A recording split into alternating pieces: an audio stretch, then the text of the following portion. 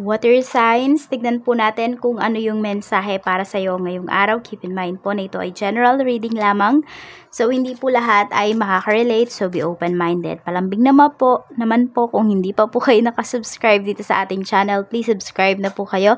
And palike na din po ng ating video. And happy birthday nga pala kay Pisces. Lagi ko itong nakakalimutan. Pero, Pisces, mayroon na akong hinanda na birthday reading para sa inyo. So, kung interested po kayo, nandito na yan sa ating channel. Search nyo na lang, Happy Birthday Pisces, or hindi ko alam kung yun nga ba yung title na nilagay ko.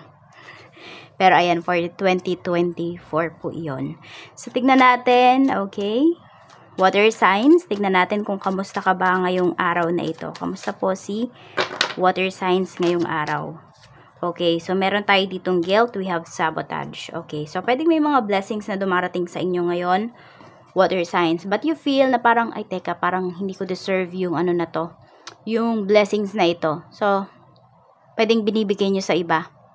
So, sinasabotahin ninyo yung sarili ninyo. Okay, so ayan o, yung mga winish ninyo, nangyayari na siya.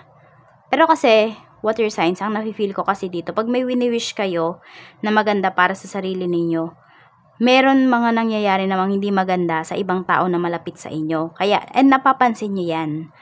Oo, napapansin nyo. Para bang may balik kagad, yun yung nafe-feel mo. Kaya yung iba po sa inyo, pag may nangyayari na blessings para sa inyo, di kayo masyado talagang natutuwa. Or natutuwa, yes, happy kayo. Pero nalulungkot naman kayo para sa ibang tao. And nagigilty kayo dito.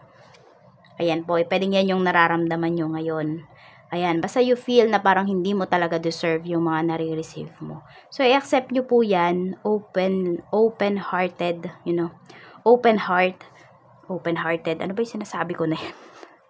Parang open-minded lang, no? Basta, bukas nyo po yung puso ninyo, i-embrace ninyo yung nare-receive ninyo na blessings, okay? Kasi, binigay talaga yan sa inyo, kasi para yan po sa inyo. Hindi para, diba, i-guilt trip kayo ni universe. Tignan natin, pagdating sa iyong pamilya, kamusta po spirit guide? Kamusta po ang pamilya ni water signs ngayon? So, mayroon tayo ditong the Empress. Ayan, sa family ninyo, pwedeng mayroong buntis. For some of you naman po, pwede, ayan, baka may baby shower, mga ganyan, or may atinan yung family mo na baby shower. Pwedeng magkakaroon na ng apo. For some of you naman po, pwedeng meron kayo ditong new project na ginagawa ng family mo. Ayan, so pwedeng matagal nyo to talagang pinagplanuhan, tas ngayon nangyayari na siya, and nagigilty naman yung iba sa inyo. We have the Magician. So, marami sa family mo, water signs, is power manifestor. So, kung ano talaga yung buka ng bibig po ninyo, is nangyayari talaga, or kung ano yung iniisip ninyo. Kaya mag-ingat po kayo sa iniisip at sinasabi, kasi naa-absorb or naa-attract nyo po talaga yon. More on naa-attract. Na-attract nyo po yung mga sinasabi ninyo. Ayan, kaya sabihan mo yung mga family members mo na from now on is positive affirmation yung mga gagamitin po ninyo. Kasi na-attract nyo talaga. Ayan o, pwedeng meron kayong pinagtutuunan ng pansin dito. Hindi ko alam kung nagtayo ba yung family mo ng negosyo. So, pwedeng medyo nawawalan sila ng time para sa'yo. Or ikaw yung nawawalan ng time para sa family mo. Could be vice versa yan. Oo, tignan nyo na lang. Or could be the energy can be reversed naman. So, sa friends mo naman, we have 6 of Swords. So, pwedeng may mga friends ka na umiiwas or nananahimik na lang ngayon. So, may mga kaibigan ka ba dito, water signs, na hindi mo na nakakausap. So, hindi naman dahil umiiwas talaga sila sa'yo. Pwede kasi na malayo talaga sila. Busy sila. Pero, di ba sinasabi nga nila, pag yung tao talaga gusto ka makausap, okay, is gagawa yan talaga ng paraan para makausap ka kahit na busy pa siya. Pero siguro, ayun, nag-iiba na din kasi yung priorities ng mga friends mo. Na-outgrow nyo na yung isa't isa. Kaya, pwedeng, you know, dati align yung frequency ninyo. Ngayon, hindi na. So, okay lang yun. Okay, basta ano lang naman. Wala naman kayong sigurong, pinag-awayan, ganyan. So, wish na lang talaga for them. Wish them for best. Ay, nako. Basta, ewan ko ba, parang rumble yung mga yung mga mensahe na napipick up ko. Ayan, di ko siya mabuo, Wish them the best na lang, okay? Sa kanilang buhay-buhay. Tingnan natin. Pagdating naman po sa love life, we have King of Cups. This is your energy. Pwede ring energy yan ng person mo. Pero mas malakas energy mo yan, water signs. Three of Swords. Okay, so ayan, tingnan mo. Iniisip, diba? Tingnan mo, nag-iisip. Nag-iisip, kinakalma yung sarili. So, tinitignan nyo po yata kung kayo ba ay nasa third party situation. Or ano ba ang nangyayari dito sa relationship ninyo. So, some of you, pwede na naging kayo, pero may nasaktan yung person mo na iba. So, nasasaktan ka rin dito. Parang, yung iba naman sa inyo, you try na i-fix talaga kung ano yung nangyayari, yung relationship ninyo, pero parang wala kang magawa dito. So, nalulungkot ba yung iba sa inyo? Minsan, yung iba sa inyo dito, parang nagpapakamanhid na lang kayo pagdating sa relationship. At kung kayo naman po ay single, so, parang sinasabi ninyo dito sa sarili ninyo na okay lang kahit maging single ako, wag lang akong maging third party. Okay? Or wag lang akong masaktan, wag lang ulit masaktan yung puso ko, wag lang ulit mahati yung puso ko. So, for some of you, kayo na yung umiiwas dito. Ayan, kahit minsan may mga tao talaga sa life ninyo na dumarating na pure naman yung intention sa inyo, nare-reject nyo talaga yon. Kasi pwedeng ito, nagigilty kayo. Parang you feel na hindi nyo yun deserve. So, pwedeng may mga bagay pa kayo na kailangang i-heal sa sarili ninyo na ito po ay hindi lang nangyari ngayong life na ito kung hindi pwedeng naranasan ninyo nung past life. Yan yung kailangan ninyong maintindihan towards sa inyong sarili, sa inyong emosyon. Pagdating po sa pera, we have the Star. So, may recovery tayo dito na pinapakita pagdating sa inyong kaperahan or kung ano man tong pinagkakakitaan mo, water signs, pwedeng makaka-recover ka na dito.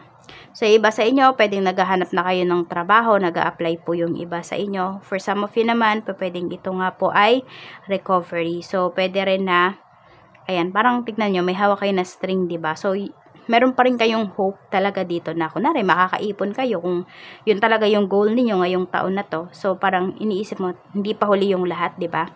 February pa lang, matatapos pa lang yung February, we have March to December. So ayan po, very hopeful kayo dito in terms of your finances ngayong araw na ito. So, tignan po natin, pagdating naman sa career. Sa career, we have 7 of Wands. So, maraming offer ka dito na nare-receive pagdating sa career. Pero, isa lang talaga yung gusto mo. At yun yung pinaninindigan mo. Kung nasaan ka ngayon, pwedeng yun. Hindi ka na naghahanap pa ng iba pang trabaho. Yung iba sa inyo, medyo may naiinis sa inyo, water signs, because parang sinasabi mo dito na hanggang dito ka na lang. Okay? So, kasi nga iba sa inyo, nagigilty kasi kayo eh. May mga opportunities na dumarating pero hindi nyo ina-accept. Siguro you have your own reasons naman. Pero may mga naiinis sa'yo dahil doon. Kasi hindi mo ina-accept. Para bang yung iba po sa inyo, tinatanggap nyo na lang na eto na lang kayo.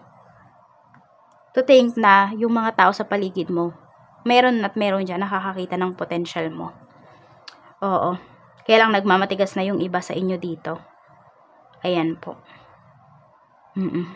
Or siguro yun yung nakikita nila na nagmamatigas ka, but hindi naman nila alam kung ano ba yung reasons mo kung bakit hindi mo tinatanggap yung mga trabaho na ino-offer sa'yo.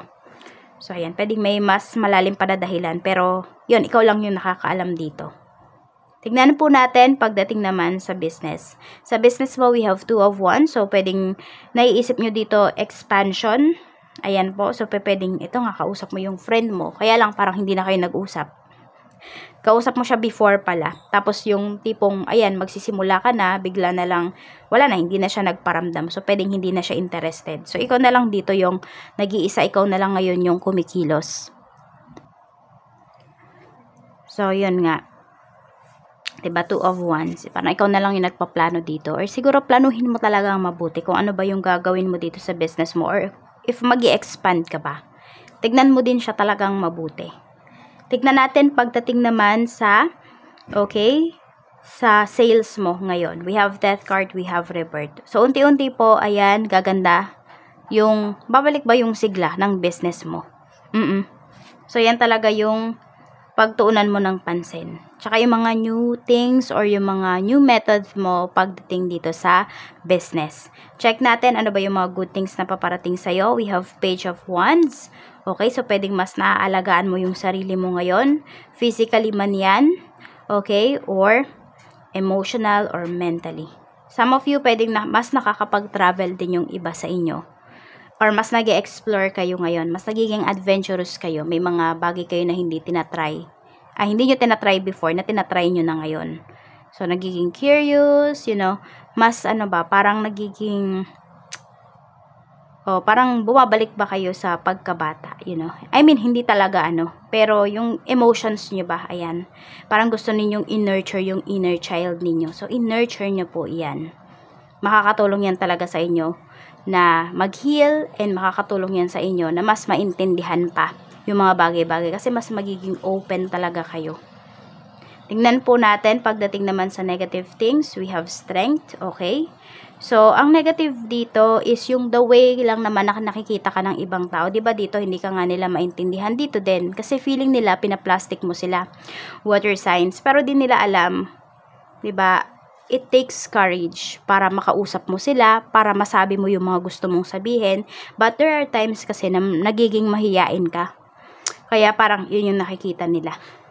Di nila maintindihan. Ano ba talaga? Mahiyain ba si water signs or hindi? Kasi minsan ang tapang-tapang niya, ang dami-dami niyang sinasabi. So, parang ganon. But di nila alam na ilang lakas yung hinugot mo, di ba? Para masabi mo yung mga dapat mong sabihin. Saan ka ba dapat mag-focus? Okay lang yan, talaga namang hindi lahat ng tao mapiplease natin, hindi lahat ng tao maiintindihan tayo, and that's fine. Okay, we have judgment. Okay, so pwedeng meron kayo dito mga meetings ngayong araw na ito. So mag-focus ka kung meron ka mang mga kausap, meron kang mga ka-deal. Ayan po. Para mapaliwanag mo sa kanila yung dapat nilang maintindihan. Hindi regarding sa'yo ha, kundi regarding dun sa project, sa deals na pinag-uusapan po ninyo. So we have number, lista nyo na lang po, we have number 28, 16, 39, 42, 11, and 13. Yan po yung inyong mga lucky numbers. At ang lucky color nyo naman po is yellow, orange, and blue. Maraming salamat po. Mag-iingat po kayo always, and more blessings to come. Bye-bye!